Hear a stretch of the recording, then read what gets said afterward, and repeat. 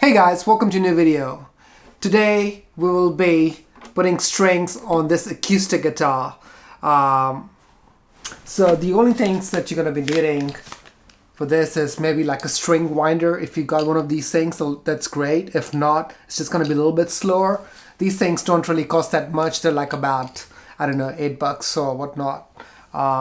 Mine one comes with a little snipper, so it's pretty cool. I can actually snip off the extra ends of the strings just to make the headstock look a bit tidy. Alright, without further ado, let's get to it.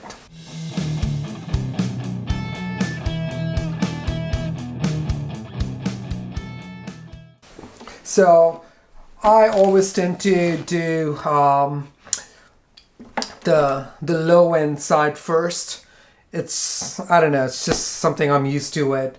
And also it's a lot easier to do the low end strings first in comparison to the high end strings. Feel free to put the strings in any order you wish to do so. Anyways, here we go. So let's see. I'm not really sure how long this is going to take me, but hopefully it will be useful for one of you guys out there who's learning how to put strings on a guitar, or if you just want to get some general tips on how to put strings correctly so your guitar doesn't get out of tune. Yeah, anyways, let's get to it. All right, here we go. So the reason I've picked this particular spot is when we get to the point of doing the high-end strings, I like to put my guitar on the bed. It's just a nice flat surface, and it doesn't scratch the guitar or anything like that, and it's just easier to wind it. All right, here we go. Starting with number 6 string, and this is 52. Let's see how quickly we can do this. Well, actually there's no I'm not racing against time or anything. I just want to do a good job on this, and hopefully everybody else can learn from it as well. So I remove the pin and I stick the ball end in here, and the ball end doesn't have to be really deep inside the body of the guitar. It should just go just below the top layer. So there's a little wedge at the end of the pin, and make sure the string goes in that. Alright, so you push it deep down. Next thing you know, you pull the string up over here. Just gotta make sure that you guys can see this. Alright, and you thread it through the hole in this machine head. Now, one of the things I like to do is make sure that you don't have lots of coils when you're turning it. So I just kind of like measure how much of the string I'm gonna be winding onto the machine head. So really it should be like about this much difference, and that's quite a lot. All right, so I'm gonna hold the string gently, and then I'm gonna start winding, and make sure that it coils downwards, not upwards. All right, so this little end which is sticking up, I'm gonna make sure it stays up and it doesn't go down, and the rest of the string should actually coil nicely underneath. So keep on turning. I keep on turning this. So this is going anti-clockwise. So this side of the strings is going to be anti-clockwise, and this side will be clockwise. Now you also have to kind of like make sure you start pulling on the string, because this side, also make sure that you keep some sort of a tension on the string, otherwise it's not gonna coil properly. This is an old guitar, so this is why the nut on the neck is kind of like moving, but once I've installed this string, it should hold it steady. I'm trying to pull this a little bit towards myself as well, just to make sure that the tension is there, because you don't want to lose that tension. Yep, I can feel that it's tightening now, which is good. So maybe I ended up getting too much of it, but yeah, make sure that the string doesn't sit on top of each other. So make sure that the coil, when it's coiling, it doesn't sit on top of each other. All right. So let's have a look. Oops. And sometimes you just have to push this thing down here. All right. You can feel the tension. Good. So that's looking good. Normally I don't snip off this end, but just for the demonstration of this video, I will do that because it will just be easier for me to move it. All right, string number 5. There we go. So sometimes when you're putting strings on, these pins start popping up because you're pulling the string out that way. Don't worry too much about it, just push it down, and that's absolutely normal. Alright, I'm gonna pull the string up. Pull the pin up, and I'm gonna push the ball end down, making sure it doesn't go too far down, just beyond the soundboard. Alright, and there we go, push it. Alright. So same thing, you thread it through the machine head hole, and I'm just gonna make sure that there's not a lot of string going up. Alright.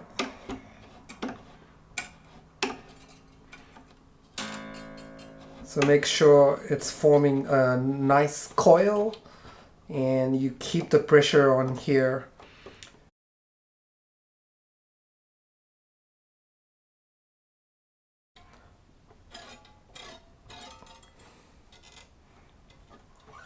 So there we go.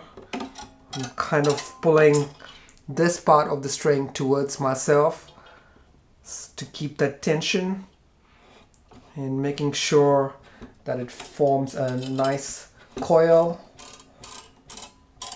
Yep, it's going looking good. It's doing good. I'm happy with it. All right. It's forming a very nice coil. All right, nearly there.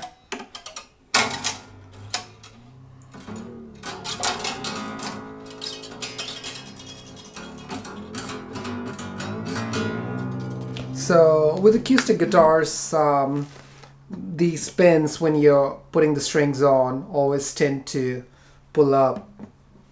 You just give it a little push so it stays down. And don't worry about it. Once you have put all the strings, that thing stays down. So this is all done.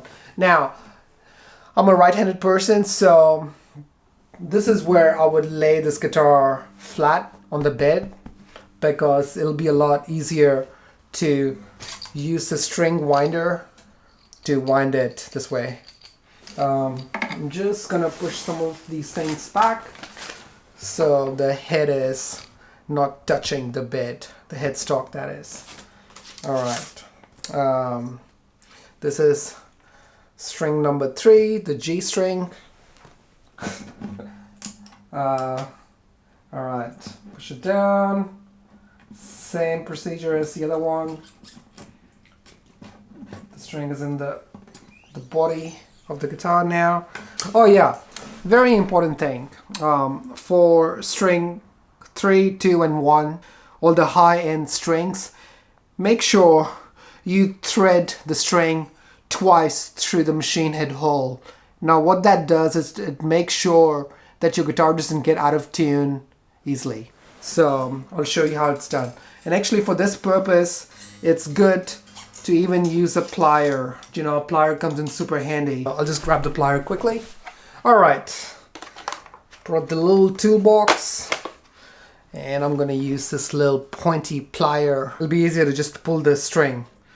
All right, so how do I show this? Now, let's zoom in. All right, I hope you guys can see this. Just gonna move the headstock bit back. So leave some space up on the top. All right, here we go. So I'm threading the string in the second time. It's already in the hole, but I'm gonna put it back in the machine head hole for the second time, and then use the plier to pull the string towards me to form a knot. Now this is where you have to be kind of like careful not to get a kink in the string, so make sure you don't bend the string. So what I'm doing with my other hand, I'm just hang on, I'll better zoom out of it.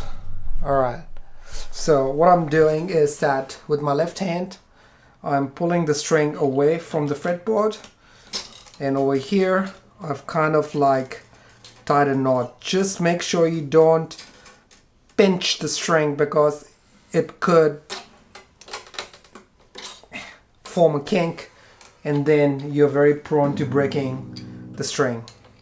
All right, so now remember this time we're gonna be going clockwise. So this is where the string winder is gonna come in super handy because, oops, I gotta make sure it coils downwards. Sorry, this is where the string winder is gonna come in super handy to quickly do this. Otherwise, it'll take you longer. So I can feel the tension. It's tightening. Yep, it's looking good. Make sure you don't end up getting a kink in the string. You're pulling the string, but you make sure that it doesn't form a kink. All right, nearly there, guys.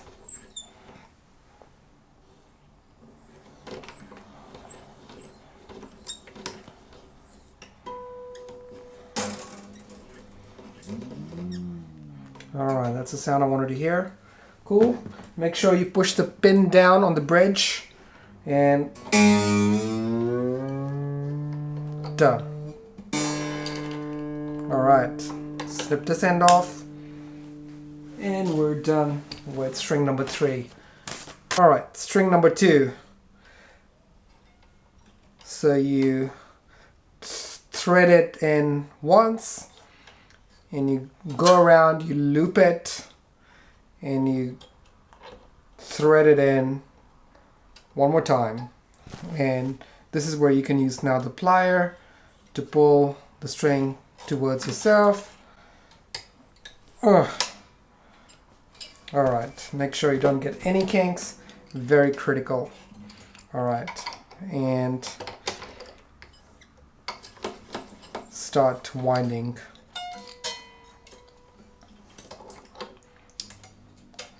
This is why I hate putting strings. It's a little bit of a mission.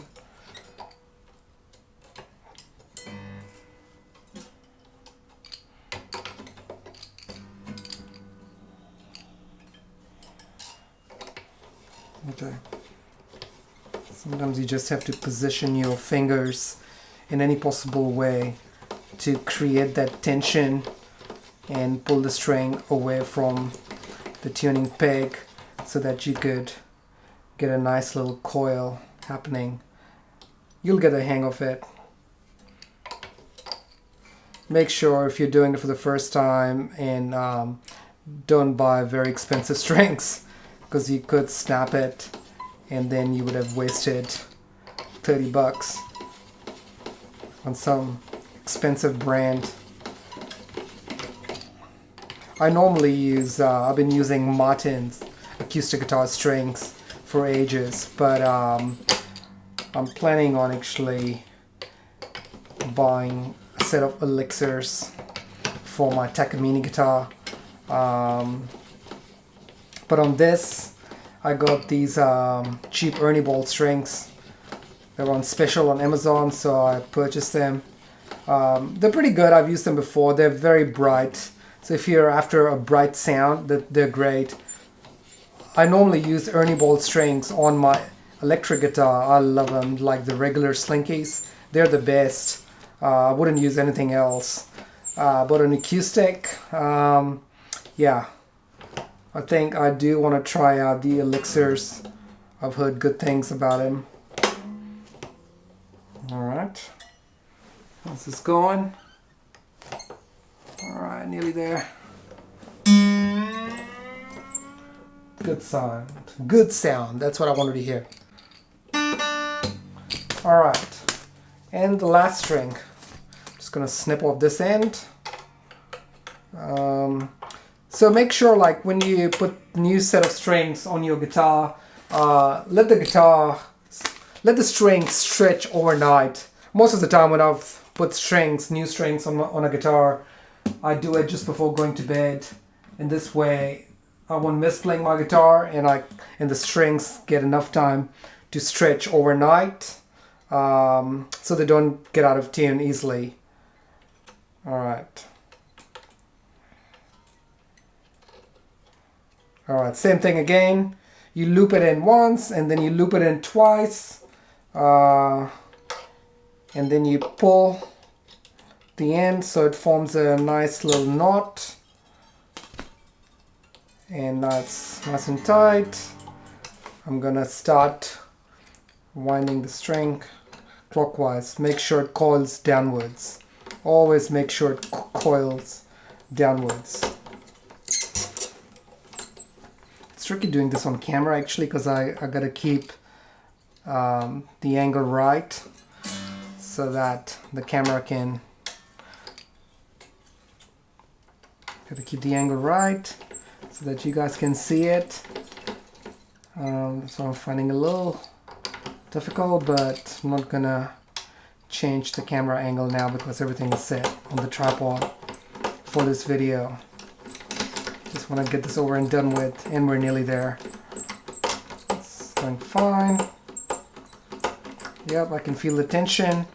I am pulling the string towards myself in a very strange way, but one of the things, I'm making sure that the strings are not getting any kinks, and that is something you have to be super careful of. I can't emphasize enough how important it is. The moment you get a kink in your string, pretty much that's the end. Well, you still might be able to use it for a little while, but it won't last you that long, so this is why I'm putting a lot of emphasis. Alright. It's good.